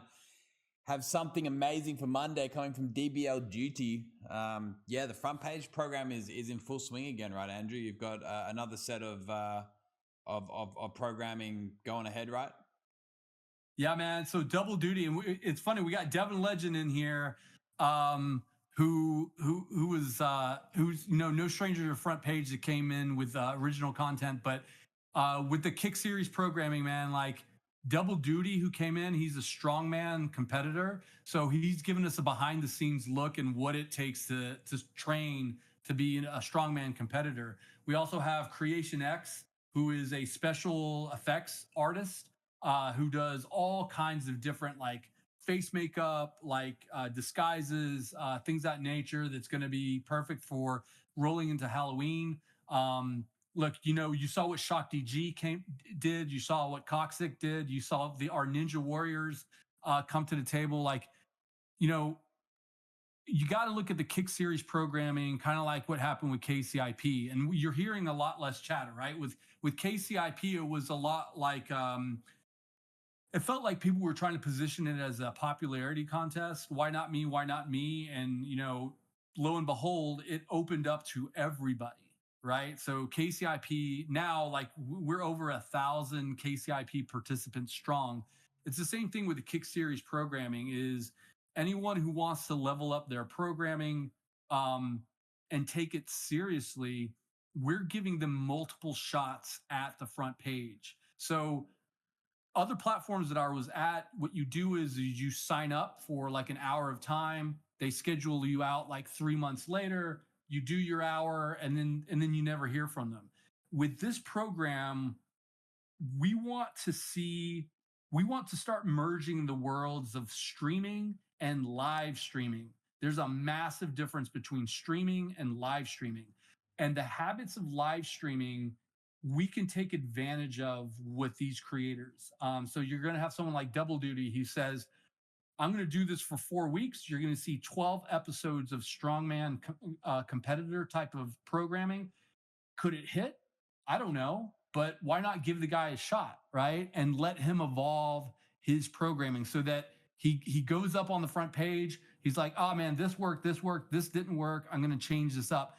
And we're going to see how these guys evolve. But what that also does is that it inspires the rest of the community to say, look, I want to be part of evolving the live streaming space, and this is a crack at me being able to do that. So I'm really happy that people are embracing it and seeing it for what it is. So look, guys, if you have a great idea, like we're slowly rolling this thing out, but we'll launch it full scale pretty soon. But we see you guys in the basements of Kick doing weird, crazy things. When we came across Double Duty, we were like, who is this massive dude throwing things around?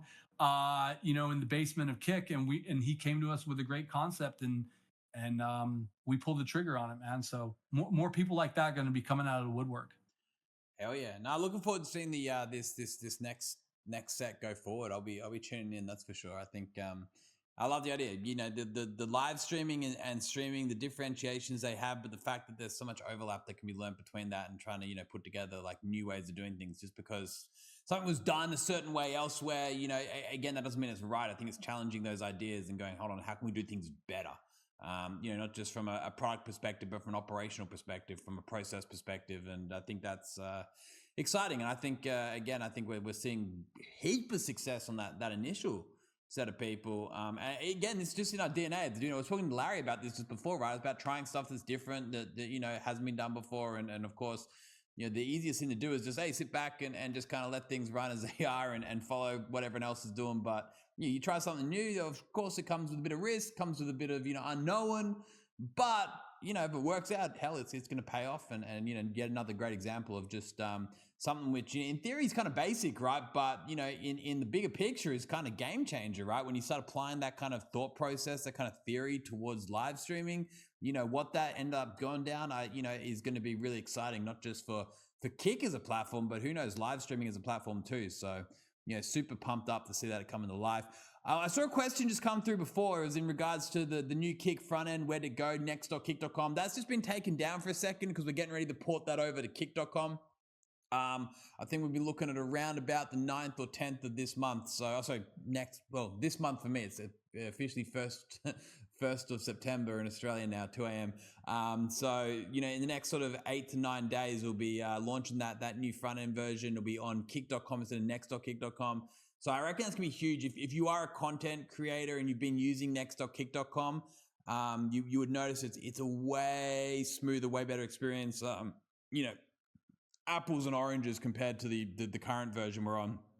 But the problem is obviously 99% of people were still on kick.com. They weren't using next.kick.com. So despite the fact we kind of launched that, people hadn't actually started using that. So I think we'll start seeing the results and the uplift from that update going out when it actually hits the kick.com domain. And I'm really hoping that'll help, obviously incentivize people to watch longer and watch more on Kick and ultimately leave our viewers with more to watch. That's kind of the concepts and the pillars we're continuously leaning into. So yeah, so I saw that question pop through and just wanted to reassure you, it hasn't gone anywhere. It's just getting ready for the real launch now, which is great. I got one from Steve the Kid 13. Can you lower the KCIP deal requirements? It's ridiculous. Yeah, that's a good point. We've spoken about this on a Kick Talk, I think episode 4 or 5. The idea we have for KCIP, KCIP was derived, and I love to just go back to the history of why we thought, hey, look, we want to bring KCIP out. It's because, we have been super fortunate to have the opportunity to work with streamers, some really talented streamers, and just really quickly learned that like it's fucking hard to be able to take the plunge and actually kind of go into full-time content creation, right? Like everyone has bills, everyone has, lives to lead, and being able to kind of dedicate yourself fully to live streaming, that is a huge step to take, right? And when you're kind of juggling a 9-to-5 job, 5-6 days a week, whatever that is, it's very difficult to find time to be able to actually give live streaming the enough attention it requires to make it big. And the whole idea here is being able to identify really high quality content creators who are not yet at the stage where you're talking several thousand viewers, where they can quit their job and get sponsorships and make enough of subs to live a to live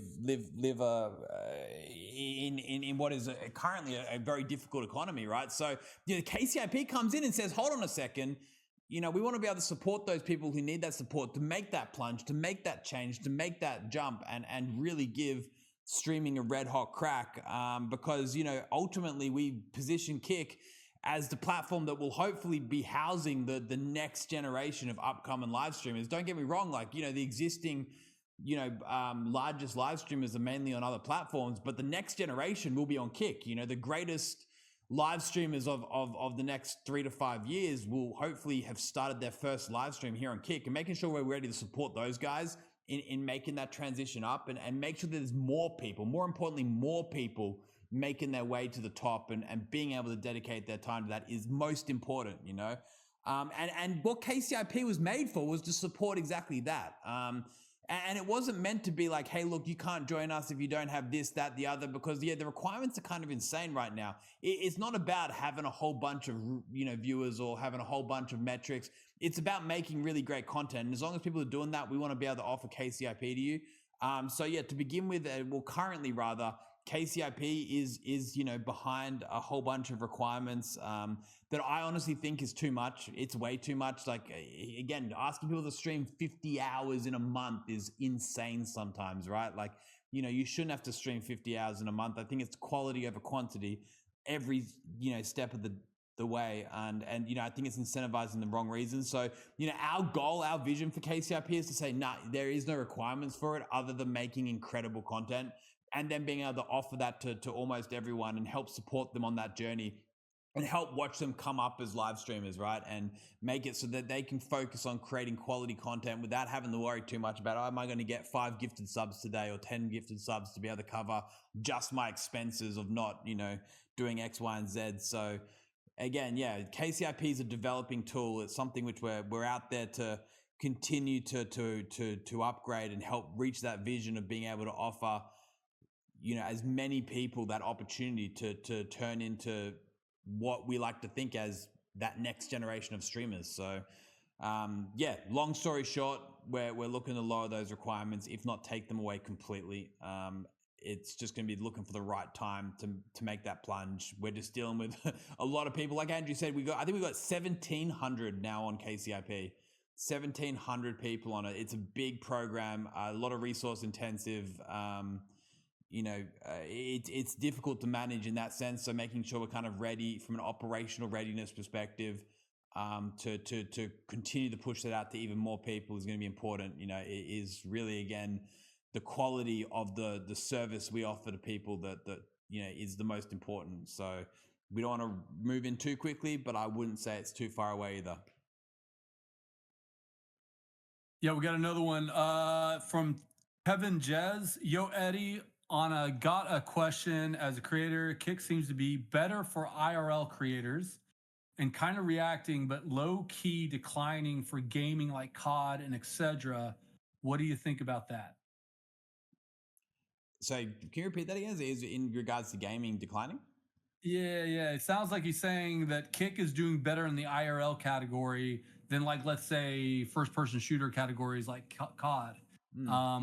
I don't know if I entirely agree with that broad sweeping analysis, but I think IRL versus gaming is always.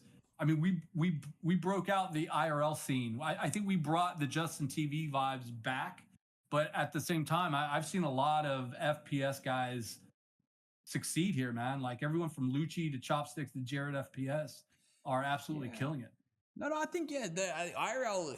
We speak about this a lot, right? IRL has so much potential.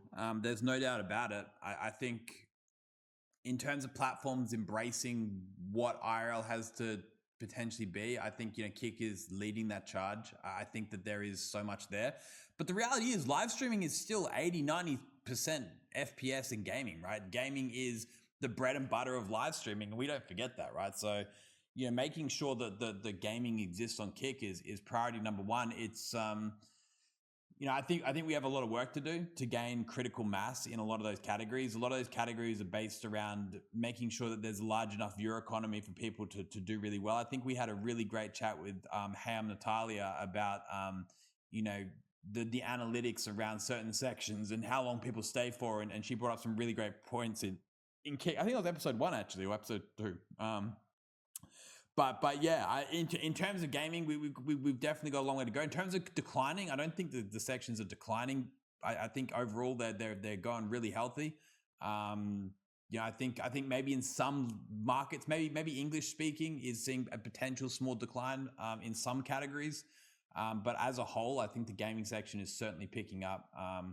But again, we're looking towards investing in esports heavily. I think esports has been kind of, given almost the shortest end of the stick when it comes to some of these recent events, like a lot of defunding, a lot of, distance being created between, say, content platforms and esports. And we're looking to fill that gap. And I think when we start really supporting those professional,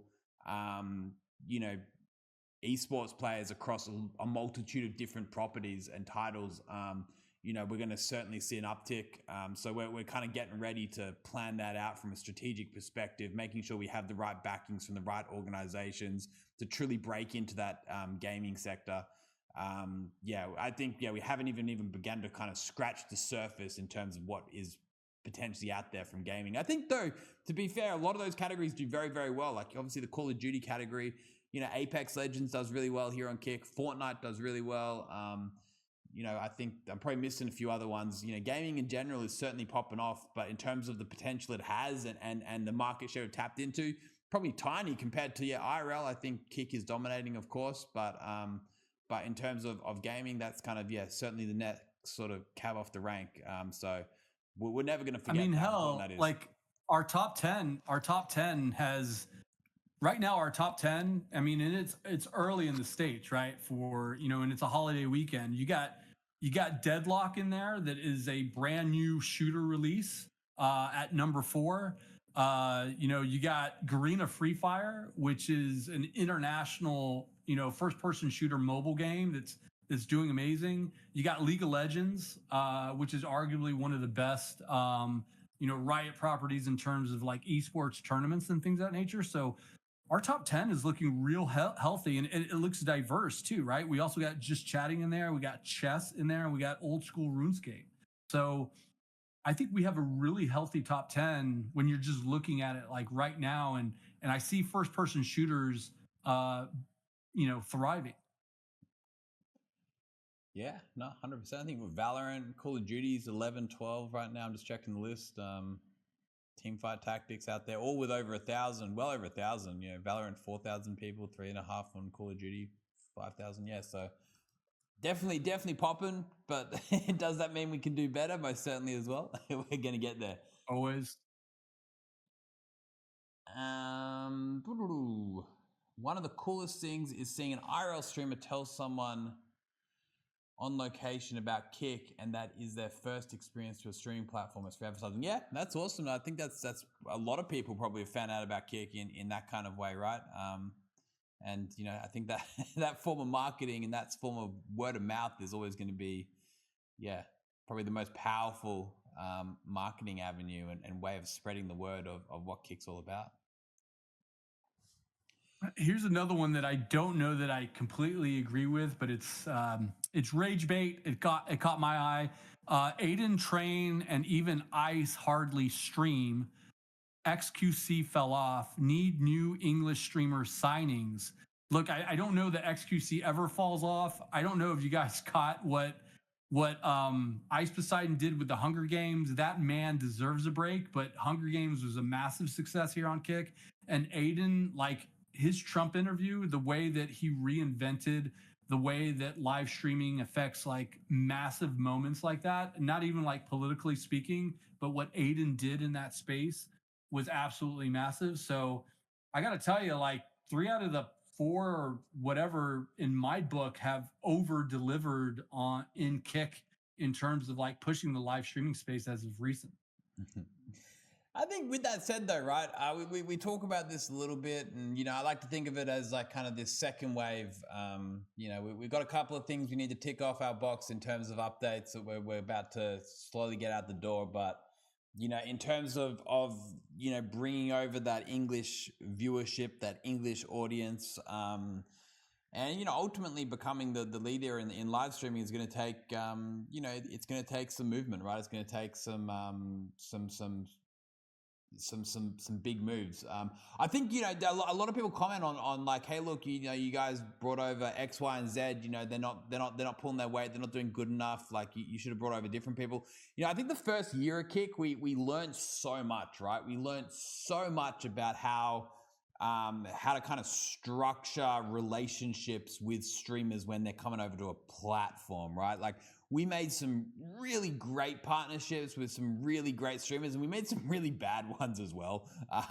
We learned a lot, and I think, we kind of press pause on the whole, like, hey, look, let's sign like big names and do all that kind of stuff for the time being. And I think a lot of that's been kind of like taking inventory, reassessing kind of what we did, and ultimately understanding what needs to be done in order to make those kind of pushes the most effective.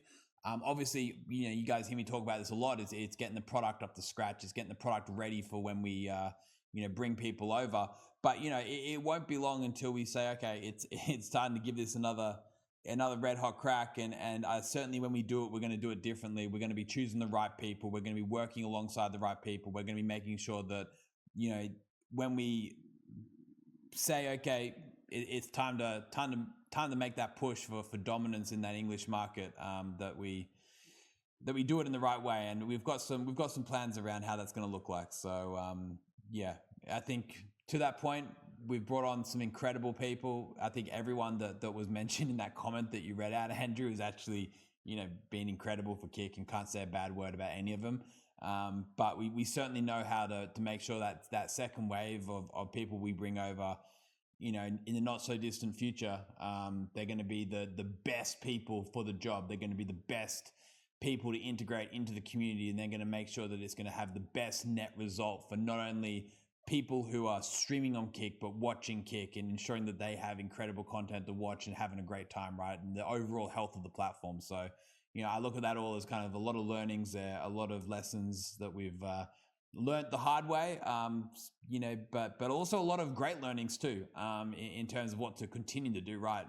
And yeah, definitely looking forward to seeing what we can push further in that regard. So we're not falling asleep at the wheel in terms of trying to get that English dominance, to answer the question. I think, there's soon enough, there'll be, a lot of names that aren't currently on Kick, they will be on Kick one way or another.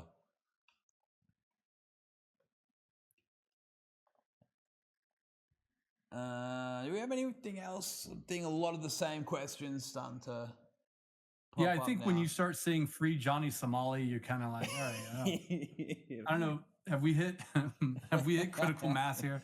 Yeah.